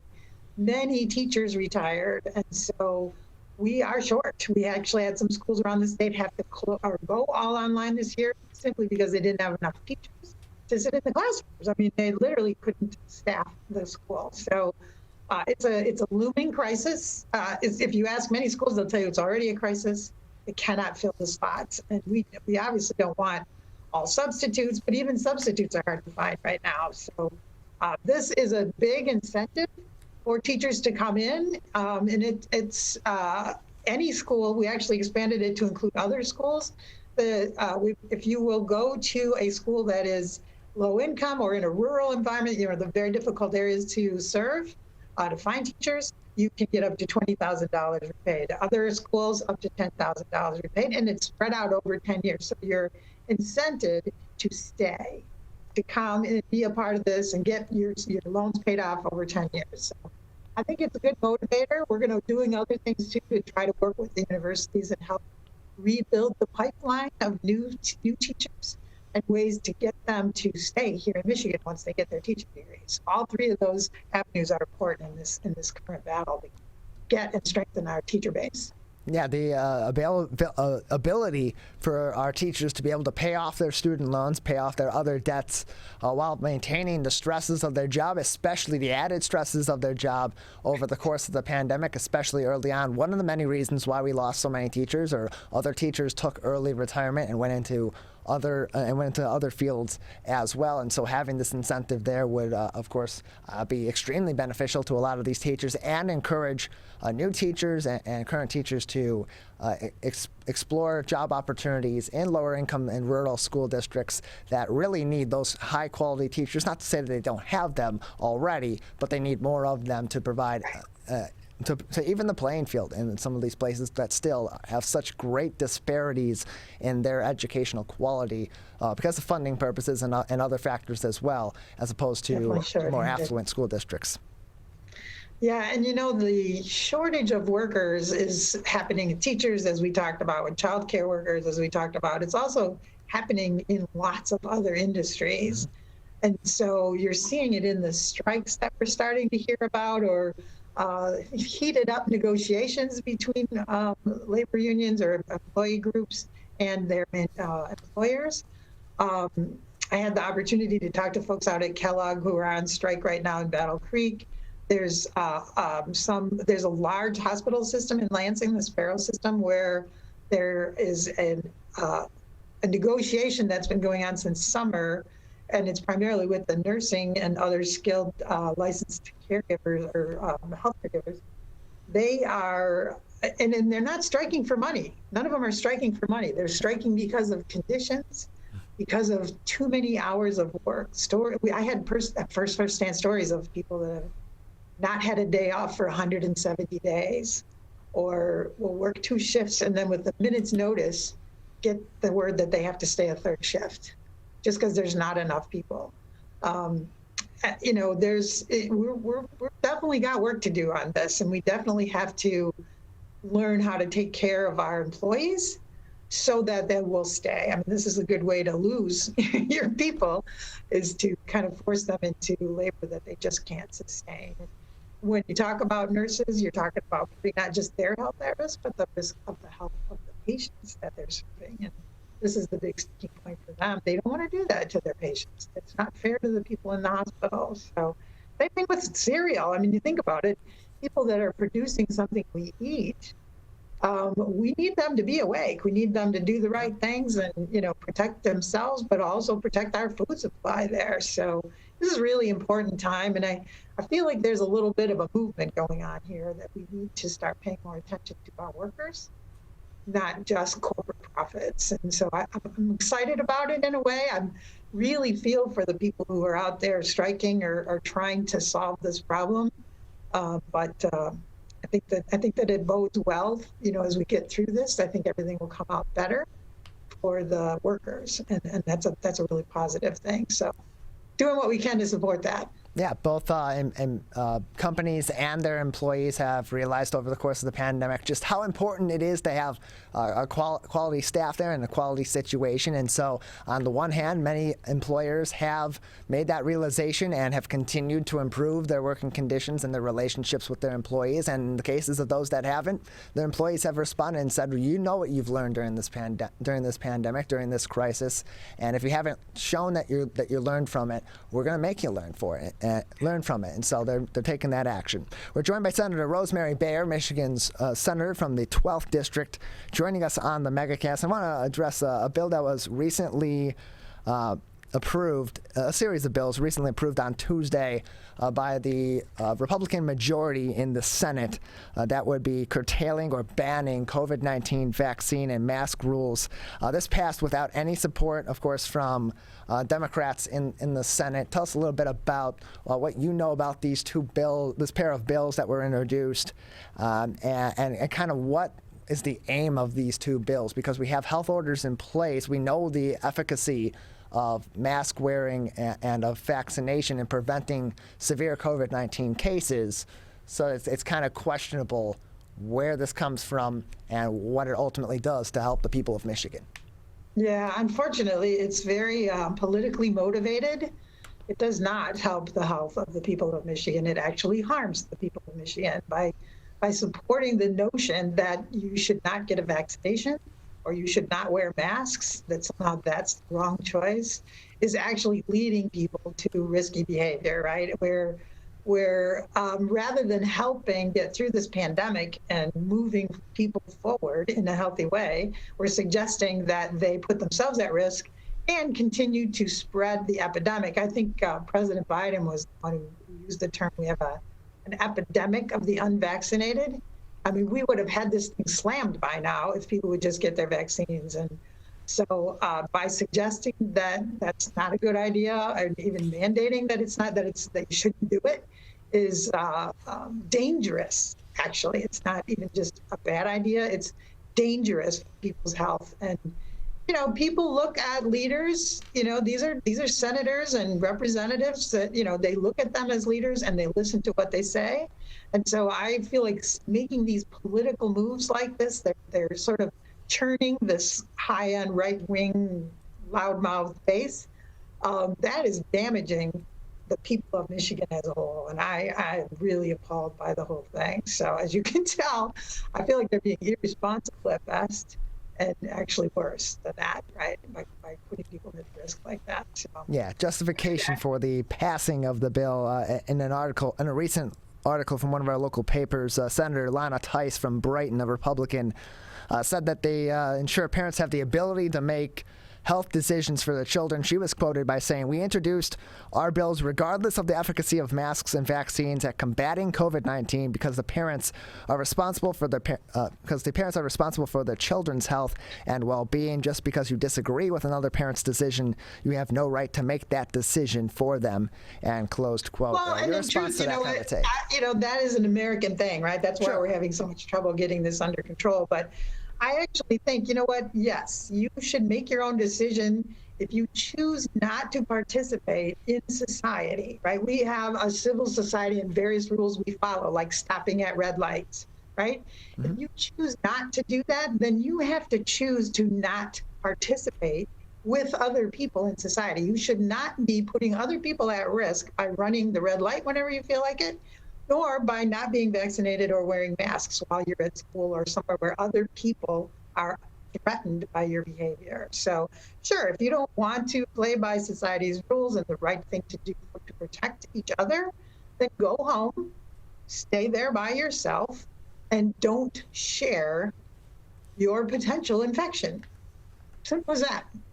Yeah, and the justification for the bill, as said by Senator Tice and by others in the Michigan GOP and other similar bills nationally and other places across the nation, sure, that is a valid justification. But on the other side, there is another valid justification that the state, that the federal government, that our local health departments and our state health departments ultimately have the duty to look out for the whole, not just the individual, and you have your individual choice. So if you decide not to go along with the recommendations that are out there and those mandates that are out there, you have your other options. You don't necessarily have to follow them in one area versus another. You can go somewhere else, or you can find other options as well. You have that personal choice. We're joined by Senator. Right. Just stay away from the rest of the people. That's the option. Don't put everyone else at risk. That's the issue. Right. You have your options, and so you can make your choice, and ultimately, your choice may keep you out of certain things versus another, but that goes with any choice that you make in this life anyway. Senator Bayer, thank you for being with us today. We appreciate it. Thanks, Tyler. Nice to see you. Good to see you as well. Senator Rosemary Bayer from Michigan's 12th District joining us on the Megacast. We're going to take one final break. On the other side, we'll be joined by the United Way for Southeastern Michigan's Senior Director of Early Childhood, Jeffrey Miles. That is coming up next. You're watching and listening to the Megacast. I couldn't breathe at all. There was lots of talk about putting me on a ventilator. I thought I was going to die. I was 39 weeks pregnant and had a scheduled C-section. During that time, I got COVID and was hospitalized for a month. I had a blood clot in my lungs. It caused me to go into right-sided heart failure. I was really scared. I kept texting my husband and my mom, telling them how scared I was, and I was worried that he was gonna grow up without a mom. And then I was worried if, when I did get home, that he wouldn't know who I was. You know, being 27 and a mom and a wife and having that all almost taken away from me. It's scary. And if a vaccine can prevent that from happening, why not? Get your vaccine. I don't want this to happen to anybody else. A message from the staff of Michigan's Crime Victim Compensation Program. Anyone can be a victim of crime and suffer lasting trauma, physically, emotionally, and financially. But you are not alone. If you're struggling financially due to a crime, we're here for you. Find out if you qualify for crime victim compensation. Call 877-251-7373 or visit michigan.gov/crime-victim. A message from the Michigan Department of Health and Human Services, Division of Victim Services.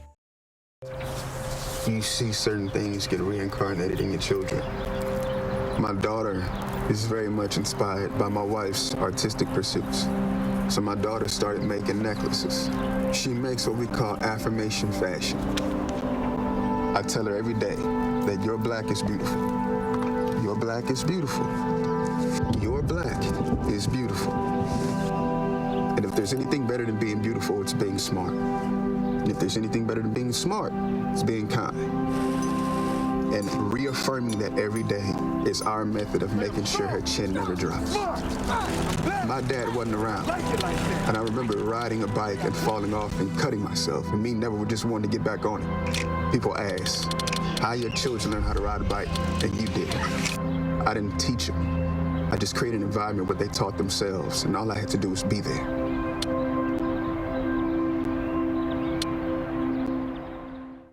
Whether you're the city, the county, or the Huron River Watershed Council. As partners working together to protect our water resources, we agree. Pet waste is a source of harmful bacteria in the Huron River. When it's left on the ground, it can wash into the storm drains. These lead directly to our streams. No filters, no treatment. Here's one thing we know that can help keep our water clean. Pick up pet waste and trash it. Pick up pet waste and trash it. So pick up pet waste and trash it. There's one water, and it's ours to protect.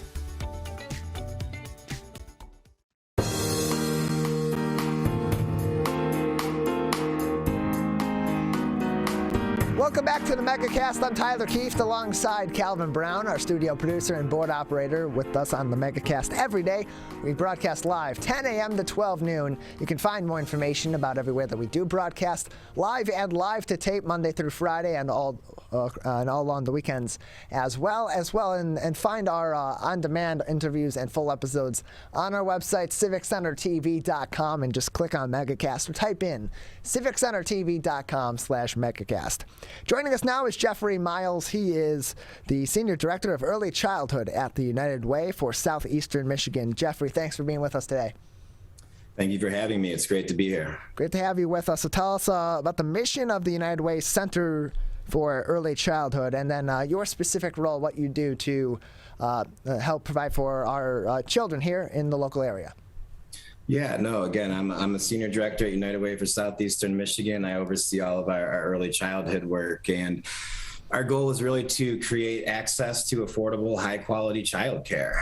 We work with parents and providers on both sides of the ledger there to make sure that the programs and systems that we're designing and operating within are really set up to serve parents. And I'm a father myself. I have a 1-year-old and a 3-year-old, and we've seen firsthand the disruption that the pandemic has caused for childcare. And so, we understand these are deeply personal decisions that folks have to make right now. And so our goal is to make sure that the parents have all the information they need to make informed decisions about childcare settings for their children.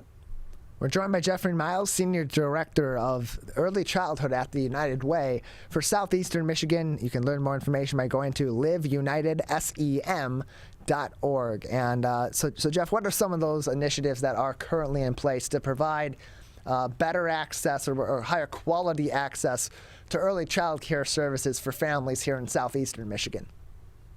Yeah, it's a great question. And we've been busy over the pandemic. We have designed a new platform called connectforcarekids.org, and that's a one-stop shop for parents that has program information on Head Start, Early Head Start, the state's 4-year-old preschool program, the Great Start to Readiness program, that the one the governor's really been touting and working hard to expand. We also have literacy resources, developmental screenings, and all sorts of resources for parents there. In Wayne County, you can actually do your eligibility search, determine which programs you are eligible for, find locations, and take that first step in enrollment. And that is something we really hope to expand to Oakland County soon. But for families in Oakland County looking for care today, you can go to greatstarttoquality.org or call us at 877-614-7328. And a trained navigator at our partner, Oakland Family Services, can work with you directly about your options. If you can't remember all of that, you can always call 211. They will get you squared away and connected to our team, as well as other great resources like tax prep. And when we think about the child tax credit that's come down, that could be up to $300 a month per child for families. But to your point, we're not trying to just connect families to any program, and we work very heavily on the other side to make sure that those are quality settings. And so we're a partner of the Michigan Department of Education. We are an early childhood support network for a 10-county region down here in southeastern Michigan. We provide coaching and consulting directly to providers. We work with them to help understand where they're at relative to the state's quality rating system, and then create individual plans to help them move up that system. And that's very important as we think about the expansion of GSRP. You need to have at least a 3-star rating to participate in part of that. We're also one of the state's largest training networks. We have a group of partners called our early learning communities. And over the last year, we have taken all of our trainings online. We provided 700 training opportunities last year to over 9,000 attendees. These were providers and individuals that were so dedicated to creating quality environments for our children. They continue to engage in these types of programs throughout the pandemic. We're joined by Jeffrey Miles, the Senior Director of Early Childhood at the United Way for Southeastern Michigan. And so, Jeffrey, you mentioned that as you're forwarding these families to these child care programs, you're not just trying to get them to any child care program, you're trying to help them find quality child care and early education programs. What does that look like? What does quality childcare and quality early childhood education programs look like, and how affordable across the board are those programs at this time for the general family, or at the very least, what steps can be taken to give better access to families to that quality care across the board? Yeah. No, that's a great question. You have a lot in there, but quality can mean different things to different people. But I think one of the things that the pandemic has both highlighted, which is a positive, and slightly taken the focus away from the core business, is the economy, the economics of this. And it's incredibly important to have these places so as people return back to the workforce, that we have safe and stable places for children to go.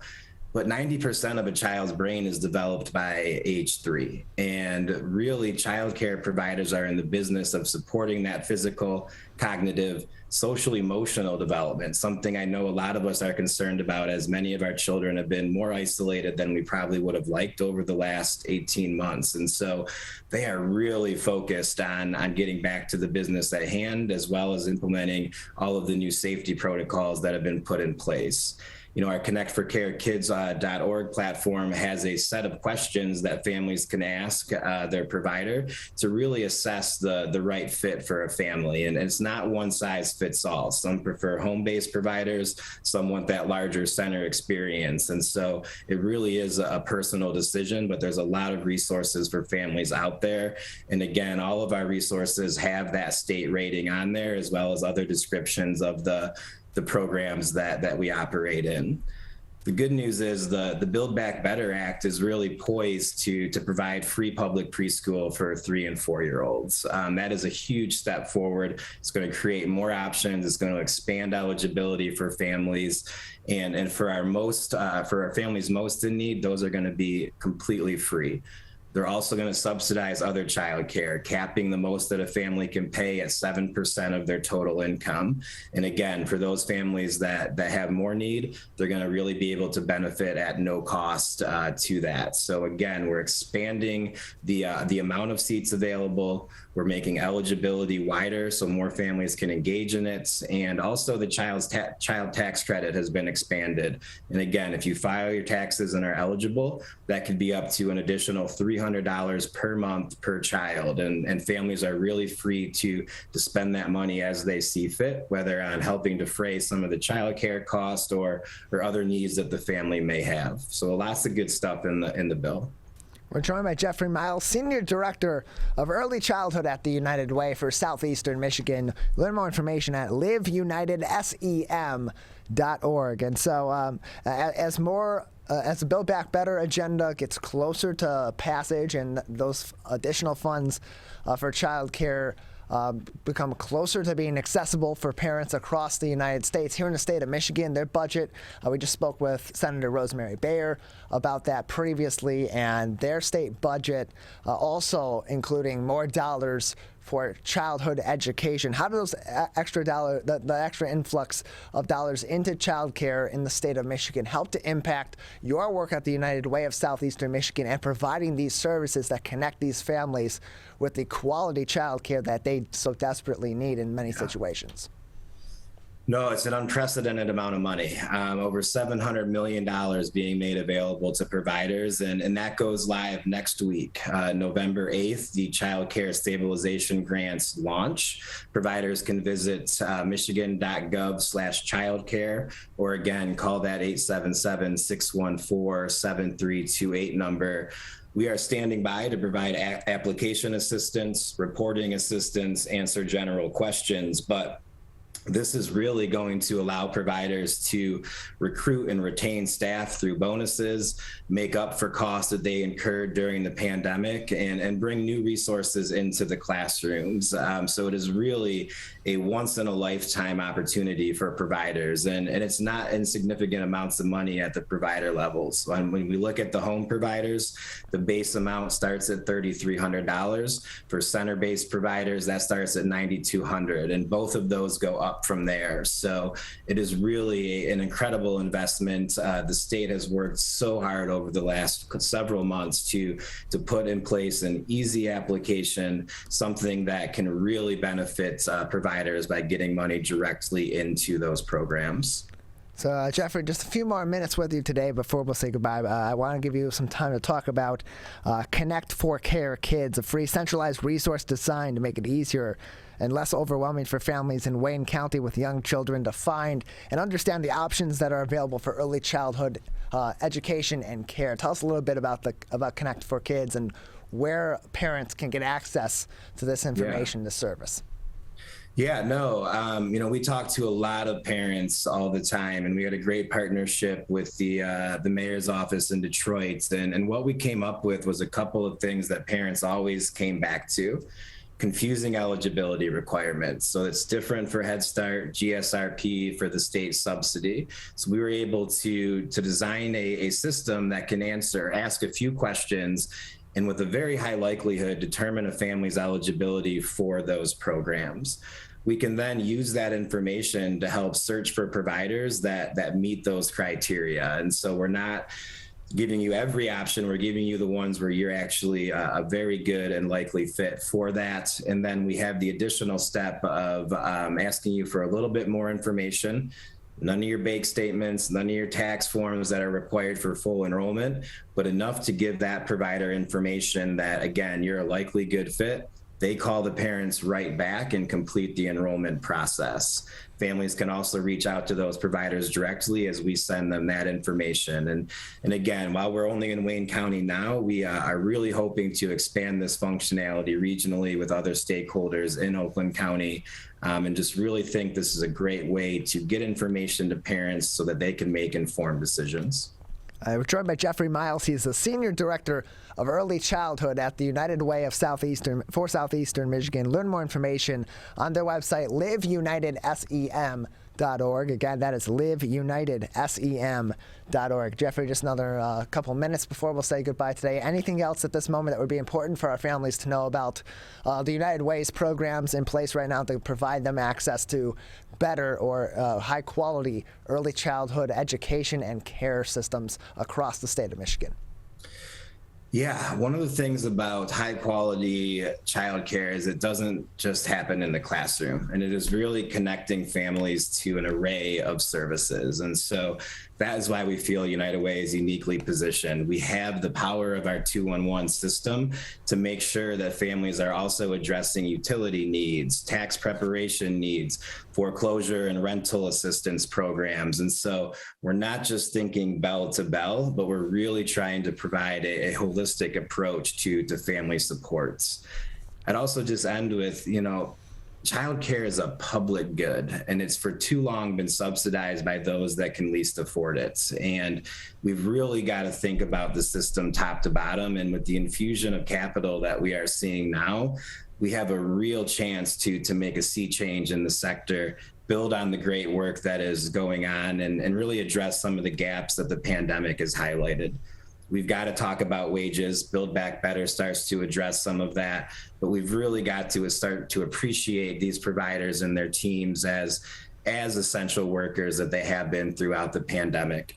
We've got to think long-term too. We've got to think about pipelines to certification and degrees. We cannot continue to expand these programs unless we have enough qualified staff in the workforce. And so we're working hard here in Oakland County to put some of those programs in place, and we couldn't be happier about our partnership with everyone here in the county, and just really look forward to putting this money to good use and really honoring families, meeting them where they're at, and getting them access to the programs that they need. Yeah, these dollars are going to be critical to these systems in the next several years, and those years give our leaders at the state and the federal level and at the local level as well that extra time to develop a system where these programs can be permanent and not just be temporary or a few years down the road with this funding. So Jeffrey, we appreciate your time. Thank you for telling us more about all the work that you're doing at the United Way for Southeastern Michigan for our children and families.